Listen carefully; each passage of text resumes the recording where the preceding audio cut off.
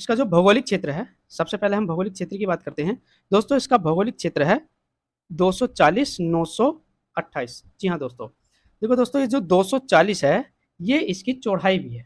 ठीक है दोस्तों, यानी कि अगर हम यहाँ से ऐसे बात करते हैं इसकी, तो ये दोस्तों ये जो चौड़ाई है इसकी ये भी 240 है। तो हमें याद रखने में आसानी होगी, हमें एक चीज़ से दो चीज़ें याद हो जाएंगी। ठीक है, 240 928 क्या है, वर्ग किलोमीटर इसका क्षेत्रफल है। अब हम बात करते हैं इसमें लिंगानुपात की। दोस्तों तो इसका जो लिंगानुपात है वो 912 है।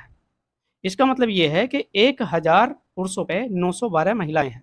हमारे यहाँ पुरुषों की जनसंख्या के मुकाबले महिलाओं की जनसंख्या कम है। अब हम बात करते हैं जनघनत्व की। दोस्तों जनघनत्व क्या होता है, दोस्तों 1 किलोमीटर वर्ग क्षेत्र में रहने वाले निवास करने वाले लोगों की संख्या। ठीक है, तो ये जो जनघनत्व है ये कितना है, ये है 829। ठीक है, ये 829 है। अगर हम राष्ट्रीय औसत की बात करें, भारत की राष्ट्रीय औसत की बात करें तो उस पे है कुल 382। तो यहाँ पर हम देखते हैं कि राष्ट्रीय औसत से दुगने से ज्यादा जनसंख्या घनत्व उत्तर प्रदेश में है।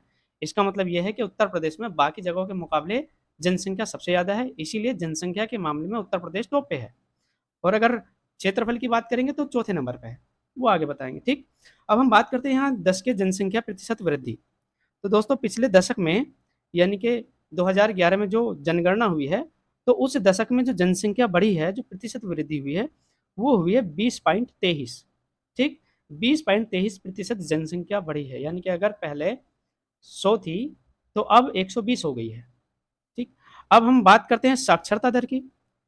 ठीक है, तो साक्षरता का मतलब ये है कि जो लोग पढ़ना लिखना, अपना नाम लिखना और कुछ चीज़ें सही से जानते हैं, हम उन्हें साक्षरता की कैटेगरी में रखते हैं। तो उसकी जो दर है टोटल मिला के देखते हैं हम, तो टोटल है 67.7%। लेकिन अगर हम इनकी बात करते हैं पुरुषों की, तो पुरुष कितने हैं, पुरुष हैं दोस्तों 77.3। यानी कि सिर्फ अगर पुरुषों की बात करते हैं तो 77.3 है। और हम स्त्री की बात करें तो वहीं पर स्त्रियों की जो संख्या है वो कुल दोस्तों 57.2 है। तो इससे क्या है, पुरुष जनसंख्या के मुकाबले स्त्री बहुत कम पढ़ी लिखी है।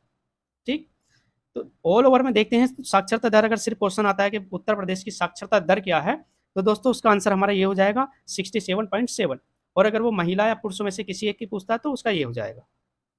उत्तर प्रदेश में जो जनपद हैं, जिले हैं दोस्तों, वो हैं 75।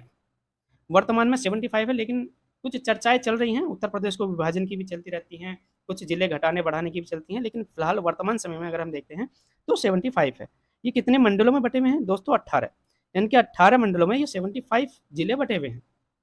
और अगर हम बात करें तहसील की, पूरे उत्तर प्रदेश में 351 तहसीलें हैं।